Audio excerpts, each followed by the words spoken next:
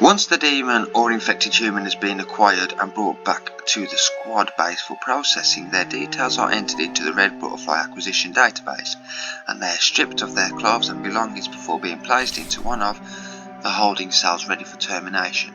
The only way to ensure that the demonic essence within a blue locust demon or an infected human be fully, completely banished from the Earth realm is for the demon or infected human to self-terminate. Any other means of termination is considered unnatural, and whilst an unnatural termination will result in the death of the host body, it will not prevent the demonic essence from leaving the host body to seek refuge inside another. Right. So you basically have to get them to kill themselves, otherwise it's classed as unnatural. Whereas a lot of people say suicide's unnatural. Whereas I believe, you have a choice. If you want to fucking do it, do it. Each holding cell is fitted with a termination chair which facilitates self-termination through the deployment of a heavy-duty steel spike that penetrates the brain of the demon or infected human through the top of the skull. At the push of a button, each chair is adapted to the specific DNA structure of each individual demon or infected human to ensure that only they can use it. Aha, so that explains that. Fuck me, how many pages have you put on this fucking bullshit? Use of the termination chair is encouraged through the application of physical pain and injury to the demon or infected human, thereby making their continued existence increasingly unbearable. Endurance levels between demon and infected humans have been known to vary wildly, with some choosing self-termination over several weeks and others after only several hours. In the end though, prior experience shows that all demons and infected humans will self-terminate eventually. Only then can they be considered truly dead and banished from the Earth realm. We hope that these notes and your leader's presentation have served as an effective and informative introduction to the Red Butterfly Operations Department. We wish you the very best of luck for the future. When I saw the demon for the first time, I was terrified. It was really scary. It had big red eyes and really sharp teeth, and its skin was horrible, all wrinkly and grey. And he had this thin mop of black hair on his head. I hope they're not all like that. Sasha. The demon didn't look as scary as I thought it was going to be. I've seen scarier things on the street. It made me angry more than anything else. I just wanted to open the cage door and rip its head off with my bare hands. The scariest thing about it is its creepy looking black eyes. They were just blank when I looked into them. I could tell that it was more scared of me than I was of it. Keegan? The demon specimen was male, about 6 feet tall, weighing 200 pounds. Skin tone was grey-yellow with prominent veins showing on the upper torso and biceps. Skin showed signs of acute abrasion on the lower legs, consistent with being shackled. However, similar abrasions on the face and neck suggest an underlying dermatological problem. Fucking dermatology. Perhaps in keeping with the demon physiology. More research will be required to determine the exact nature of all specimens' noted physical conditions. Zach. Demon was ugly, kind of scary in a creepy kind of way, and made me shiver. I couldn't look at it for more than a few seconds without wanting to gag. It had dark grey hair, glaring red eyes, and just stared through me. Also, it didn't have a nose. So how does it smell its own farts and bask in the glory of when it does a proper ripper? His face looked more like a skeleton, and he was skinny and tall. Slenderman. Had long nails that looked awful. They were black and yellow overall. It was disgusting. Amelia. It was a demon. I don't know what a demon is supposed to look like, but I guess that was it. It was yellowish with parts of the flesh showing on its body, like the skin had been cut or was coming away. It looked kind of rotted. It didn't really scare me too much as it was locked up and it didn't look too tough. I'm sure it can be quite aggressive, so maybe it was just tired. Anyway, it didn't scare me that much. Hey, finally I can click off that bullshit and have a look. I want one of these pens, man. Come on, give the green one. I like green. So am I being initiated or am I a demon?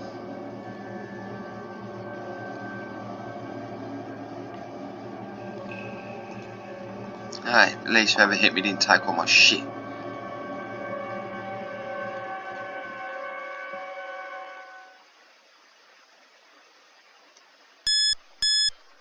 Well, that was kind of you. That's not kind of you. What the fuck is going on? Just...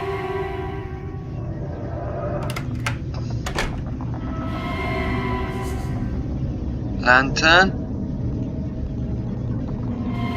You do jack shit.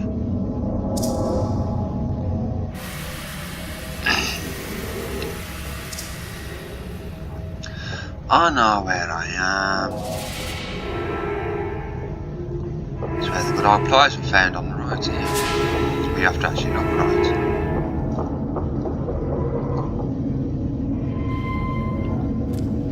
So you can only go one way.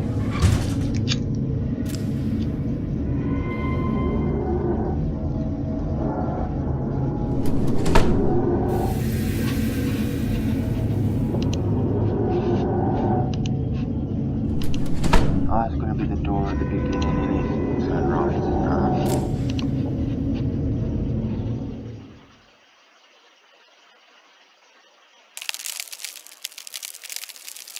Okay.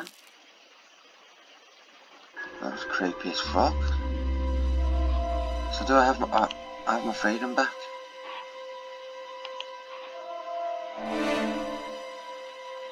Fuck, well, do we?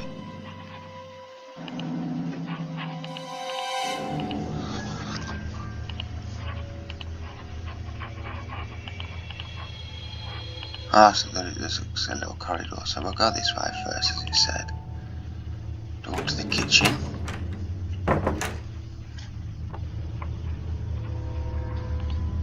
Look right.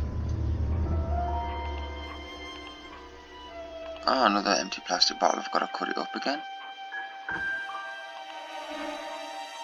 Card. To the main office.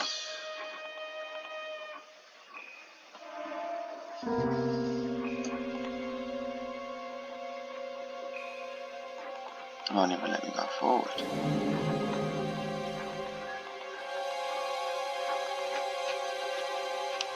Won't let me go forward. I might search that area, but I'm guessing there's nothing there. Prep room.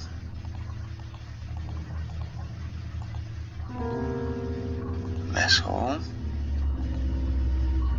Rec room.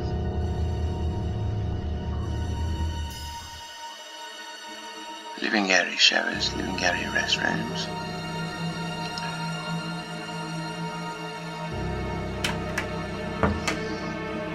Oh, another vent, man. Showers. Just door. Looks quite weak. Smash it. God, am I the only one who would be smashing through every fucking door with that?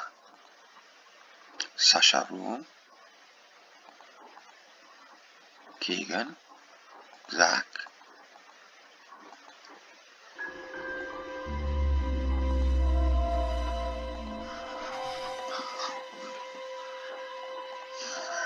Oh, look at that vent.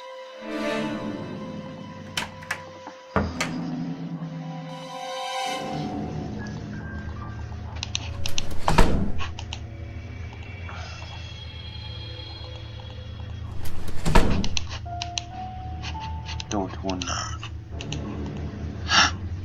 Door to unknown. That door's open. Oh my god. Door to basement.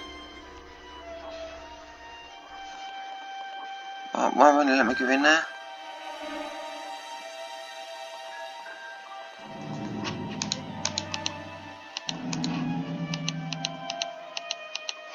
Alright, let's find this main office. Is it main office or main hall?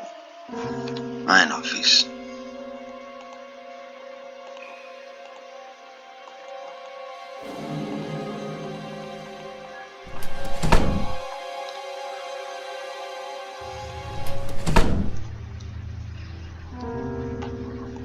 Is this the chamber somewhere?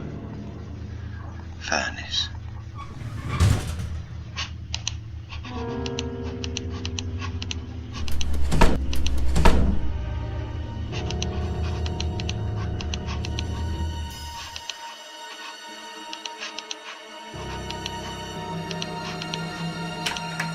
Take a shower. Do I need a poo-poo yet? No.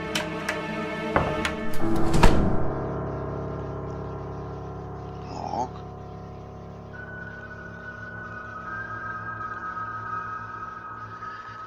There was another room in here, wasn't there?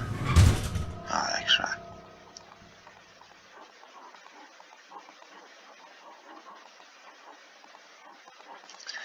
Take a look at them X-rays just in case there's something different about them.